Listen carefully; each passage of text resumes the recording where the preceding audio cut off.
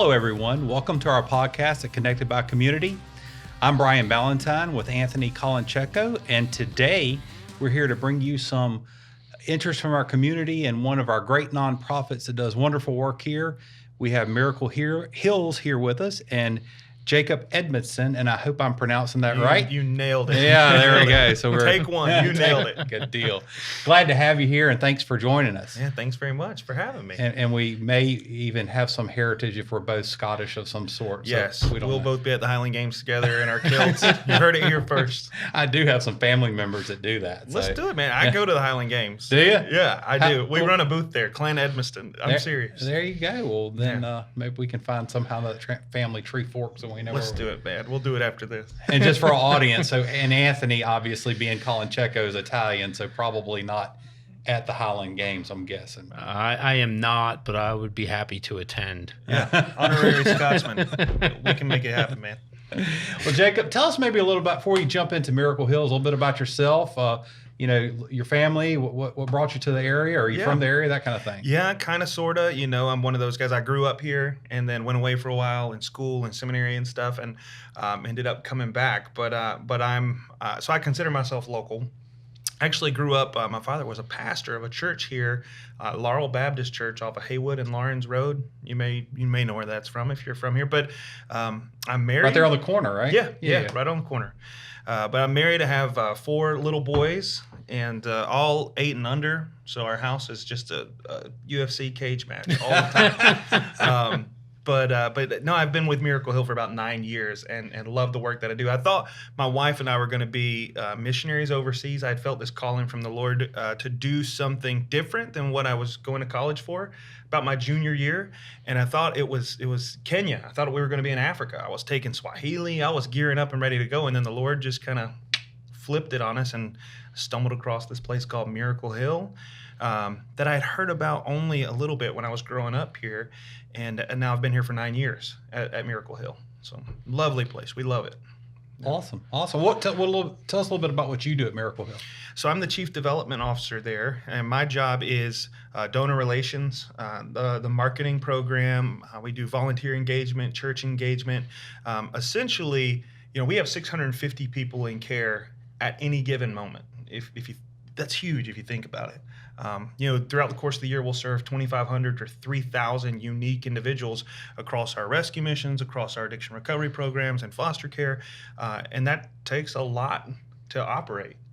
We are the largest provider of homeless services in the state of South Carolina when you group all of our shelters together, and so generous folks from right here make it possible. They make the work possible. We don't take any government funding. It is funded by individuals and private foundations and folks who just have great hearts.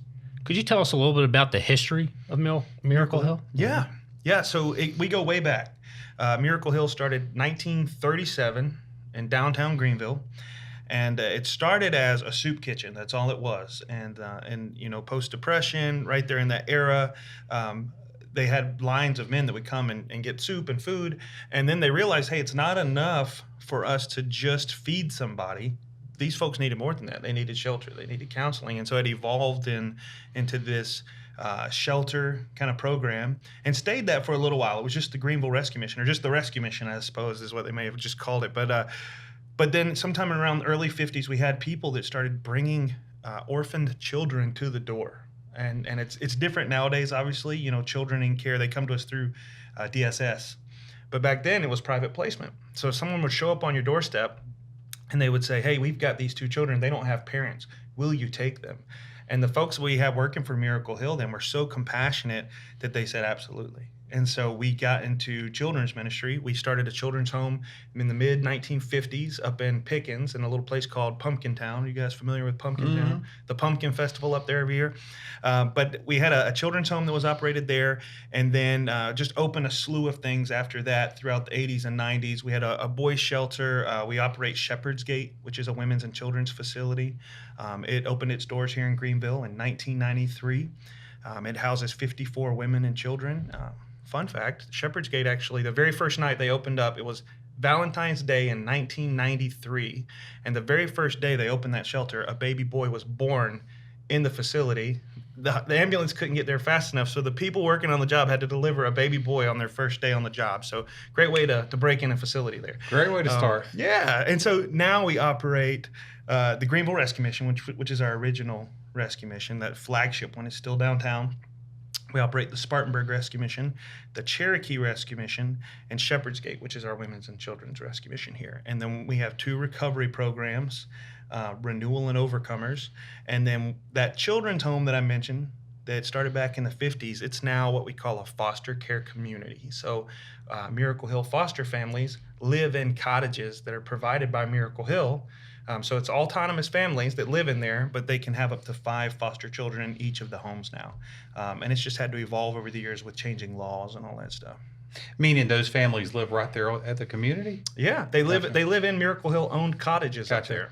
And so it's just a different way to do children's ministry. We had at one point we had a group facility up there that could take, most recently could take 46 children and youth. But due to law changes, every children's home across the country really is having to evolve or essentially phase out. And that includes, like your Thormel Children's Home, Calvary out in Anderson. We could get into why, but it was essentially a lawsuit that kind of drove this ending of group care. They don't want children to be in group facilities. They want them in foster homes. And we agree with that. We think that children thrive in nuclear families. And so it's just difficult, right, to make it happen sometimes when you can't put them in a group facility together. So I guess we'd all love to have a community where there was no need for your services. Great that it's there, but we would love that. Yeah. I guess it's one of those things where you try to put yourself out of business. Unfortunately, there is a need in the community for those services. I guess tell us what you're seeing, some of the needs maybe over the last year or two, even with COVID coming up, and how that may has changed what you guys have needed to offer or offer to the community and your other services that you have. Yeah, so that's a great kind of lead in or a great question. So our services have morphed and changed, not necessarily because of COVID. It may just be because of generational shifts. Mm-hmm. I will say that during COVID, the way things changed were, one, the need was still there, right? It wasn't like, we operate rescue missions. So we have 142 men that live in that rescue mission all the time in downtown Greenville alone. We couldn't just, when COVID hit, they closed school dorms, they closed your kids' school, they closed everything. But you cannot close the rescue mission, right? And so we were kind of a weird social experiment in that we couldn't send people home. That is their home. And we never closed our doors. Some organizations across the country and in the state, rescue missions included, they said, hey, we don't know what's going on here. They just shut it down. They didn't take new guests. Miracle Hill just kept on trucking. We kept all of our shelters open at full capacity the entire time. And man, God has just poured out. He blessed it. But COVID has been a factor. I mean, we got it. It ran through our shelters a few times. And, we try to kind of be quiet about that in the beginning, but it's affecting everyone. Mm-hmm. We unfortunately had a couple of folks that actually ended up passing away as, complications of COVID. But for the most part, our guests they've done well. But I guess one of the things that really changed was in addiction recovery, for example, our Overcomers facility, it's 80 beds for men. Usually when you enter a 7-month-long recovery program, you've reached the end of your rope, right? Like Miracle Hill's recovery programs on the spectrum are intense. 7 months long is a long program. Most people start with those 3-week programs in 2 months, and then we're kind of the end of the line sometimes. We're their last resort. Well, when all the stimulus money started flowing, you don't think about how, hey, if someone has a drug problem, suddenly if they're receiving stimulus money, they're not reaching the end of their rope at the same speed, right? Like they can stay in a motel for a little bit longer. They can continue to purchase the drugs that they are addicted to, and so we saw some decline in our recovery facilities, but we really stayed strong in the rescue missions, and now we're seeing, as some of that stimulus is ending, we're seeing our numbers go back up in recovery. And I think that's one of the ways we were affected the most. And then finally, transitional housing is now where we kind of see the most movement. When men and women exit our programs, they oftentimes, they lack certain skills or, financial management, maybe one of them. I had a cousin who went through the program. And for 10 years, he had been addicted to drugs. And he told me one time when he got out, he said, man, I'd never opened a bank account. He's like 30. I've never opened a bank account. He said, my bank account when I was in the drug game was a shoebox full of $100 bills that I toted with me from motel room to motel room. So some of these guys are starting over, and they need transitional housing. They need people to come in and teach them skill sets that they need as an adult. So transitional housing is an element now that we have for all of our adult shelters. We have 15 transitional housing locations across the upstate. Yeah, that's a mouthful, wasn't it? That's a lot. That's a lot. With the weather changing, what are some of the things that Miracle Hill does? Yeah, great question. I love fall. Man, I'm drinking my pumpkin spice coffee as we speak. The weather change brings new needs, obviously. I mentioned that Greenville Rescue Mission has 142 beds regularly, but when the temperature drops below 40 degrees, we put out an alert on our website. We have white flags that go up on all of our rescue missions, and we open what we call our emergency shelters, our emergency cold weather shelters, and we lay mats out in our cold weather locations at each of those facilities, and people can come in off the street, and we will not turn anyone away. And they can come in, they can have a hot meal, a warm shower, a comfortable mattress to sleep on, and they're going to get poured into by the volunteers working or the staff working. But the numbers go up tremendously. I mean, if we have 80 to 100 additional men on a cold weather night, that's in just one shelter at the Greenville Rescue Mission. I mean, that drives your meal count up, that drives everything up. But we will see that this year. We see it every year starting around November and then running through, March when some of that cold weather begins to taper off. I'm sure with all the things that you mentioned and all the various programs, there has to be unlimited number of stories that have personally touched you, even that either you've been a part of or you're aware of. If you can certainly protect the innocent in the names, but Yeah. I wonder if there's a story or two that you could briefly share with us that how you've impacted someone personally, or the program has impacted someone personally, and maybe a success story. Because I think, people see what's going on, they hear what's going on, they hear Miracle Hill or other organizations, but there are real lives they touch, and I think there has to be outcomes of stories that are positive. We sometimes get drunk down in the negative, and I'd love to hear about something uplifting you've seen. Yeah, so I'll tell you one that has affected me personally.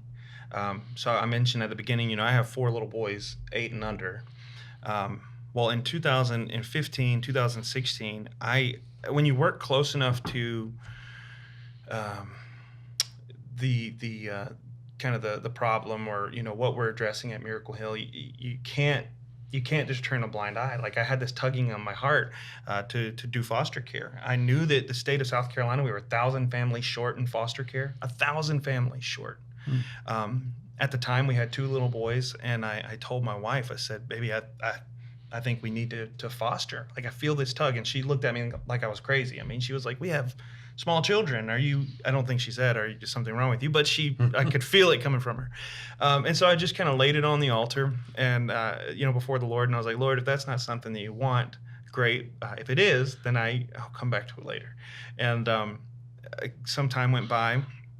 And in 2016, we heard about this group of siblings that they couldn't find a placement for. I mentioned to you the law changes that had changed group care. Well, part of the law changes, it was a phased process where, originally they said, children under the age of 6 can no longer be in group care. It was a mandate. Then it went to children under the age of 12 can no longer be in group care. It was a mandate. Well, you have to find a place for those kids to go. And they didn't want to break up sibling groups. And so sometimes sibling groups were still sitting there in group care just so they could be together. Well, we had heard about this sibling group down at another children's home near our home, and in Clinton, South Carolina, where my mother lives now. And my wife and her sister-in-laws, all the in-laws were in there talking together, and I heard my wife say, well, we should take these children. And I almost choked. I was in my mother's kitchen. I almost choked, and I peeked my head around the corner, and my wife kind of covered her mouth, and I was like, it's too late, like you said it. And the next thing I know, we were on this foster care journey, and essentially my brothers and sisters and I, they fostered the siblings of my foster son. So we began to foster a little boy, and we've adopted now, so I'm able to share part of his story. but he's doing really, really, really well. His name is D. We call him D. And he's one of 7 kids, okay? And the family had I don't want to get into too much detail, but the family had an open case with DSS since the 1970s. Oh, no. They're 4th generation foster care. 4th generation foster care. And the cycle was kind of similar, for each generation. It was kind of, teenage pregnant, teenage pregnant, teenage pregnant. And this is the generation where it stops. Praise God. But if you think about it, if you really drill into it, they tested many, many men to see who the father of my son was, and they couldn't determine. And one of the things that tells you is that mom was suffering and involved in things just to stay alive, right? She's involved with men that she doesn't need to be involved with, and these kids were kind of the victims of all that. And I truly believe that she loves them dearly, but it was just brokenness leading to brokenness. Hurt people, right? Isn't that what they say? But those children we fostered in 2019. We adopted, but they're all thriving and doing well. And my little guy, I'll speak personally for me. He's 7 years old now, and just his love for people. He came in so angry, man. I'll tell you just a 30-second anecdote. One day I came home, and we were in the middle of fostering. We had fostered for about a year. And he was struggling. He didn't ask for us to be his foster parents, right? He didn't sign up and say, "Hey, I want to be a foster child." And he did not know how to show affection to my wife, who was his primary caretaker. When I was at work, she was taking care of him, feeding him, and teaching him, and changing him, and all that stuff. And she just grew so frustrated. She said, I love him so much, and he doesn't love me. And she had a breakdown. She just started weeping one night in the bed, and she said, "What have we done? What have we done?" And I knew it was a moment of weakness for her. And so, he went to bed.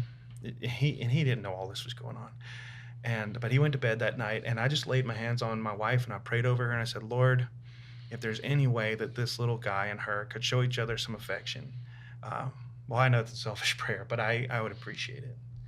The next morning we woke up. We were having some coffee downstairs, I think maybe reading the Bible, and just kind of, she cried herself to sleep that night. But the next morning we woke up, we were downstairs, and she had her back facing the stairs, and she was looking at me.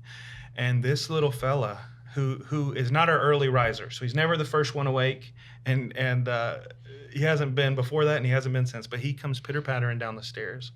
And I watched him round the corner, and he comes up behind her, and she can't see because she's facing me. And he just walks over to her, climbs in her lap, lays his head on her chest, and neither one of them said a word. And I just got chills just down my spine. And she's welling up with tears, and I'm welling up with tears. But a lot of the success is, when children come in, they're hurt, they're broken. The very things that they're familiar with have been ripped away from them. So just the softening of his little heart, what he's become, is one of hundreds of success stories at Miracle Hill, where we pour into the lives of people in need, and the Lord does the work that He does and softens their heart and changes their lives forever. But he was one of 576 kids touched by Miracle Hill that year. Wow. Yeah.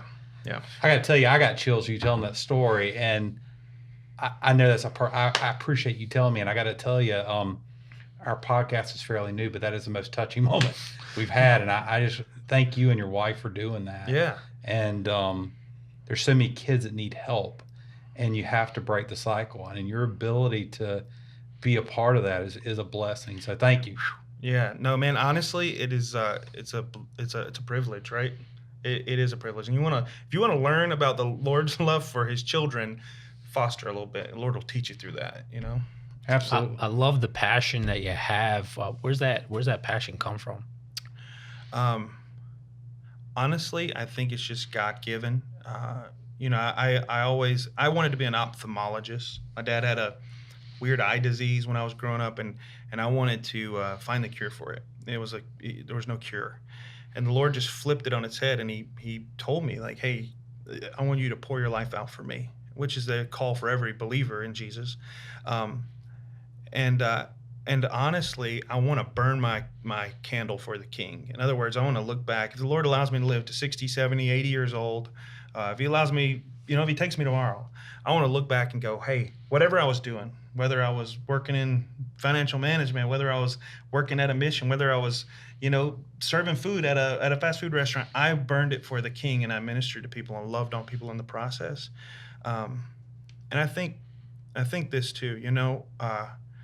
I mentioned the 4 little boys. My youngest is 2.5, and we went to the beach this weekend, and we were down at Myrtle Beach. We went out for the sunrise, and it was gorgeous. It was surreal. There was nobody around, and they wanted to get in the water, and the sun's not even up. And I was holding my little boy's hand, and the waves were just lapping. They were hitting us. And at first, he didn't want to even get in.